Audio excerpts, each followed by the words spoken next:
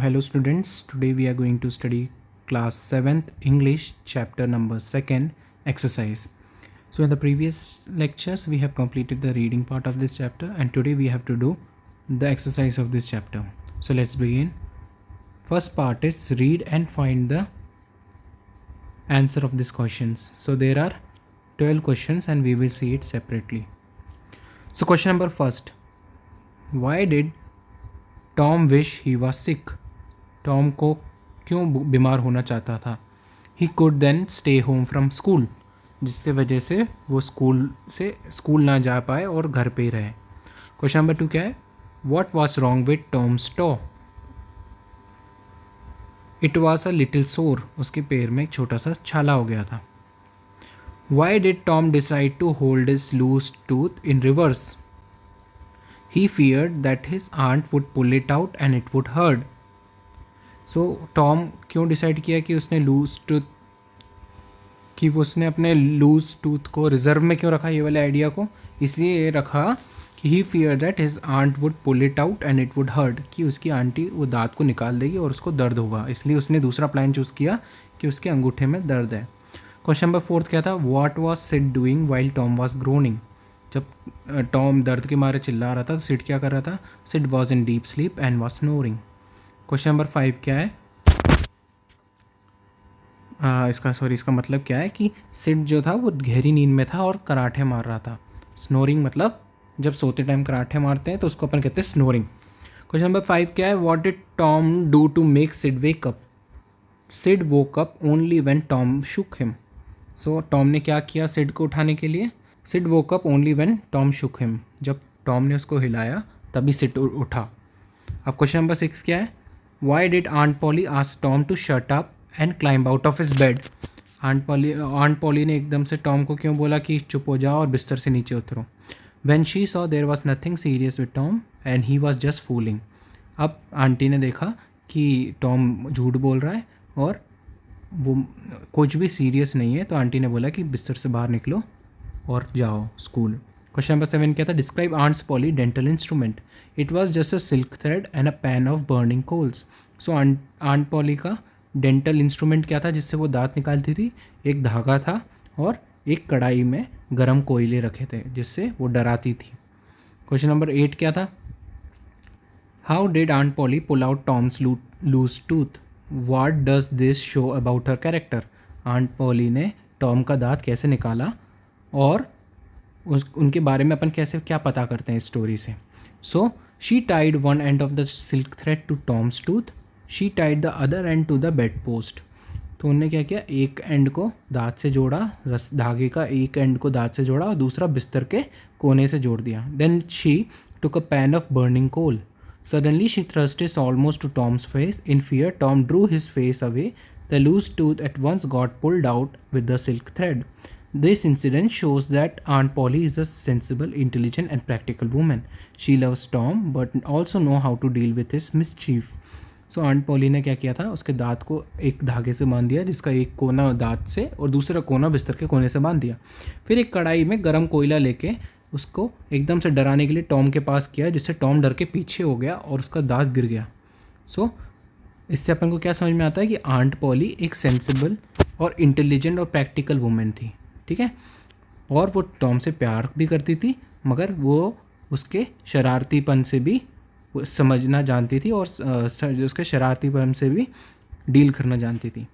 What is question number 9?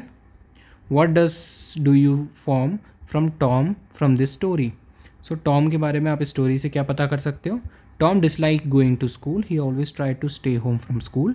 He was particularly unhappy on Monday morning. He thought with Monday began another week's suffering at school. Tom had a sharp mind. He could invest many excuses. He could invent many excuses. Sometimes his excuse did not work. His little trick make us laugh. सो अपन ने क्या Tom के बारे में पता किया कि Tom को स्कूल जाना पसंद नहीं था. वो हमेशा घर रहना चाहता था और पर्टिकुलरली मंडे को, क्योंकि मंडे को जब सैटरडे संडे जब छुट्टी होती है उसके बाद एकदम से मंडे को जब स्कूल जाता था तो उसको बड़ा दुख होता था और वो कहता था कि फिर से परेशानी वाला वीक चालू होने वाला है. उसके बाद उसने क्या बोला? उसका जो दिमाग था वो बहुत तेज़ था क्योंकि वो बहुत सारे एक्सक्यूज़ बना सकता था। एक्सक्यूज़ मतलब नए नए बहाने ढूंढ सकता था, ठीक है, बट उसके बहाने काम नहीं करते थे और उसके जो बहाने थे अपन को हंसी दिलवाते थे। सो क्वेश्चन नंबर 10 क्या थे, comment on Sid's role in the story. So Sid का क्या रोल था स्टोरी में? Sid play an important role in a story. It is he who brings a progression in the story, but from for him the story could not have moved forward. It is he who informed Aunt Polly of Tom's trouble, and from there the story reaches its climax. So Sid नहीं होता, Sid बहुत important role play करा story में और उसके वजह से story आगे बढ़ी। यदि सिड नहीं होता तो कहानी आगे नहीं बढ़ती। यदि वो सिड जाके अपने आंट पॉली को नहीं बताता कि टॉम्स का क्या क्या दिक्कत है तो ये स्टोरी कभी ख़त्म ही नहीं होती। क्वेश्चन नंबर 11 क्या है, one of the boy says sour grapes, what does he say that and what does he mean by it. So sour grapes मतलब क्या होता है, खट्टे अंगूर, ठीक है। सो आपने बचपन में कहानी सुनी होगी लोमड़ी और कट्टे अंगूर, तो उसी से यहाँ पे इसका रेफरेंस है, ठीक है। We say sour grapes for someone who pretend to dislike something which he himself can not have और do. One of the boys say that there is nothing big about Tom's way of spitting, he says this because he himself can't do it the way Tom can. This is what one of the boy means when he says sour grapes. तो खट्टे अंगूर अपन कब कहते थे, जब वो बचपन में अपन ने कहानी सुनी थी उसमें लोमड़ी ऊंचे रखा हुआ अंगूर को नहीं तोड़ पाती थी तो क्या कहती थी कि यह तो अंगूर खट्टे हैं इसलिए मैं तोड़ नहीं रही हूँ। तो इसी के रेफरेंस में अपन सोर ग्रेप्स तब बोलते हैं जब कोई चीज़ों को बोलता है कि हमें नहीं पसंद और उसकी वजह ये होती है कि वो उसको कर नहीं सकता। तो जब क्या बोलते हैं टॉम ने एक नया तरीका ढूंढा जब सीटी बजाने का, तो उसको नहीं आता था तो उसने बोला कि ये तो सोर ग्रेप्स हैं, ठीक है। जब उसके दोस्तों ने आखिरी में आपने जब स्टोरी पढ़ी होगी तो उसके लास्ट में यही सब कुछ लिखा था। क्वेश्चन नंबर 12 क्या है, what was Tom's trial and what was the compensation he got. Tom's trial was the pain he had to undergo when his tooth was pulled out by aunt Polly. The compensation he got was the envy of the boy who saw him expectorate in a new and admirable way. So Tom, अब question number 12 क्या था कि Tom की सज़ा क्या थी और Tom को क्या उसमें कंपनसेशन मिला। कंपनसेशन मतलब कि उसके बदले में उसको क्या क्या मिला, ठीक है। तो टॉम की सज़ा ये थी कि उसका दांत निकाल लिया गया और उसको दर्द हुआ आंट पॉली ने जब दांत निकाला तब, और उसका कंपनसेशन ये था कि उससे लड़के जलने लगे क्योंकि वो एक अलग तरीके से आवाज़ निकाल सकता था अपने दांतों से, ठीक है।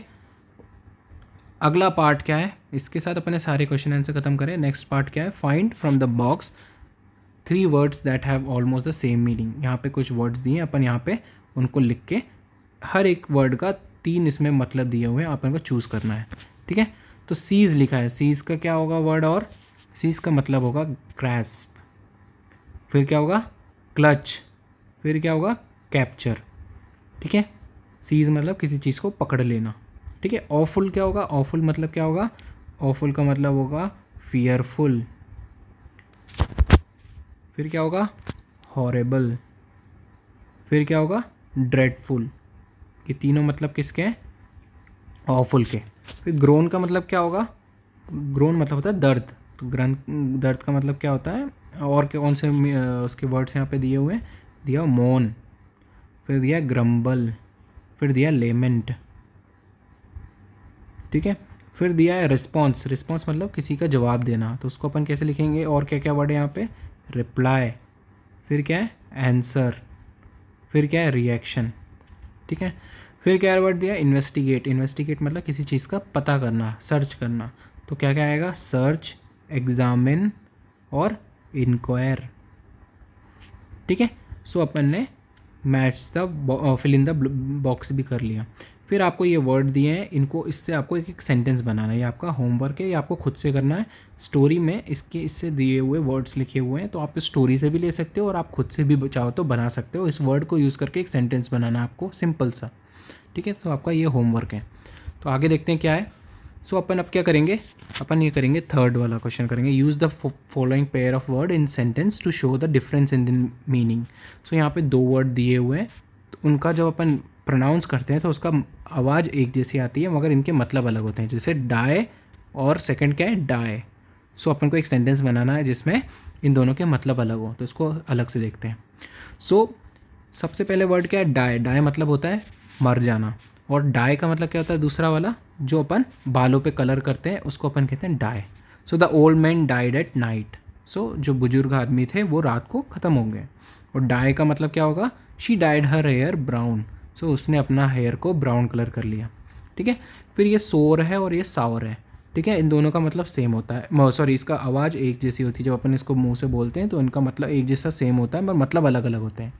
तो ये सोर का मतलब होता है कि जब अपन को थोड़ा सा खारा हो, जब गले में खराश होती है, अपन उसको कहते हैं सोर। और सोर, ये वाले सोर का मतलब होता है खट्टा। तो I have sore thought, so this grapes are sore, मतलब ये अंगूर खट्टे हैं। फिर होता है पैन और दूसरा होता है pain. Pain and pan. So I had a little pain in my leg, मेरे को पैर में दर्द है।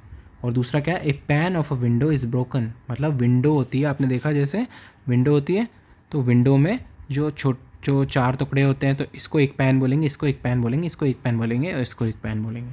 ठीक है, फिर है लॉस, लूज़ और दूसरा है loss. The shirt is too loose for me. Loose मतलब जब अपन शर्ट पहनते हैं अपन को ढीली पड़ जाती है तो अपन इसको बोलते हैं लूज़। और लॉस मतलब क्या होता है, we loss our teeth in old age, अपने दांत चले जाते हैं, इसको होता है नुकसान। ठीक है, ये लॉस का मतलब होता है नुकसान। So we loss our teeth in old age. फिर है there and there. So who was standing there with you, ये देयर का मतलब होता है कोई प्लेस, और ये देयर का मतलब होता है the boy were talking to their teacher. ये होता है जब प्लेस के अलावा जब अपन किसी को रेफरेंस लेके बात करते हैं तो अपन ये बोलते हैं देयर। ठीक है, सो होता है वीक। वीक मतलब हफ्ता, और वीक मतलब होता है, ये वाले का मतलब होता है कमज़ोर। So there are 7 days in a week. The old man looked very weak. Question number 7 क्या है, ब्रेक, और दूसरा क्या है ब्रेक। सो ये ब्रेक का मतलब होता है टूटना, और ये वाले का होता है रोकना। He fell down and broke his leg, the brake of my car won't work. So वो गिर गया, उसकी टांग टूट गई और मेरे गाड़ी का ब्रेक काम नहीं कर रहा है, जैसे आपकी साइकिल में होता है वही सब ब्रेक है ये। फिर क्या है 8। 8 में क्या है कोर्स, और दूसरा क्या है कोर्स। देर, ये कोर्स का मतलब होता है जो स्कूल में कोर्स होता है। ठीक है, और ये कोर्स होता है, कोर्स मतलब जो बारीक होता है, जो पतला होता है, उसको अपन इससे बोलते हैं कोर्स। ठीक है, so there are no other course left for me. और इस वाले को क्या लिखेंगे, school bags are made from coarse cloth. जो क्लोथ होते हैं जिसमें बारीक बारीक गैप होते हैं उसको अपन यहाँ पे कोर्स ऐसा लिख रहे हैं। ठीक है, सो इसके साथ ये वाला पोर्शन भी हो गया। अब अपन कौन सा पोर्शन देखेंगे, अब अपन पोर्शन देखेंगे ये वाला, join the following pairs of sentence by using because. So यहाँ पे कुछ वर्ड्स दिए हुए हैं, अपन को उसको ज्वाइन करना है बिकॉज यूज़ करके। He didn't work hard, he failed. So he failed because he didn't work hard. So अपन इसको अलग से देखते हैं। He didn't work hard, he failed, तो he failed because he didn't work hard. तो सेकंड वाला क्या है, he will succeed, he has worked hard. He, तो इसका अपन क्या लिखेंगे, he will succeed because he has worked hard. Question number 3 क्या है, you should start early, it is a long journey. You should start early because it is a long journey. It is not going to work, there is a strike. So he is not going to work because there is a strike. It was raining heavily, they met at the meeting had to be postponed. The meeting had to be postponed because it was raining heavy. फिर क्या है 6 वाला क्या है, the Tom had made a row over nothing, Aunt Polly was angry with him. तो Aunt Polly was angry with Tom because he made a row over nothing. So aunt Polly Tom से नाराज़ है क्योंकि उसने फालतू में मजाक बनाया किसी चीज़ का। ठीक है, फिर आगे देखते हैं अपन क्या दिया है, फिर अपन पढ़ेंगे लास्ट पोर्शन ये वाला। ठीक है, चाहो तो आप ये वाला पोर्शन खुद से कर सकते हो, बिकॉज पहले लगा के आपको यही सेंटेंस को फिर से बनाना है, तो ये आप खुद से भी कर सकते हो, आप होमवर्क ले लो। अपन करेंगे ये लास्ट वाला पोर्शन, आपको और बता रहा हूँ मैं। ठीक है, rewrite each sentence using not any in place of no. So अपन को री राइट करना है सेंटेंस को नॉट और एनी यूज़ करके इन प्लेस ऑफ नो। जैसे ही डिस्कवर्ड नथिंग, तो इसमें अपन को नो हटाना है और उसके आगे अपन को नॉट और एनी करना है। तो अपन क्या लिखेंगे, he did not discover anything. तो आगे देखते हैं इसको separately. So he discovered nothing, he did not discover anything. Come nowhere near me, don't come anywhere near me. They found nobody at home, तो नो को हटाना है, अपन क्या लिखेंगे, they didn't find anybody at home. ठीक है, they went nowhere after supper, they didn't go anywhere after supper. They had done no work for 4 days, They hadn't done any work for 4 days. My uncle can see nothing without glass. My uncle can't see anything without glass. So with this we came to the end of this chapter. तो मैंने आपको जो जो भी यहाँ पे दिखाया है आप लोग इस वीडियो को पॉज कर करके सब कुछ नोटबुक में नोट करेंगे, होमवर्क वाले पोर्शन को भी और जो जो मैंने कराया है उसको भी। और आपको इस ग्रुप में इसकी फ़ोटो खींच के ग्रुप में फ़ोटो भेजना है इसका, और आपको ये चेक भी कराना है अपने क्लास रूम में आके। ठीक है, कोई भी डाउट हो तो ग्रुप में पूछें। Thank you.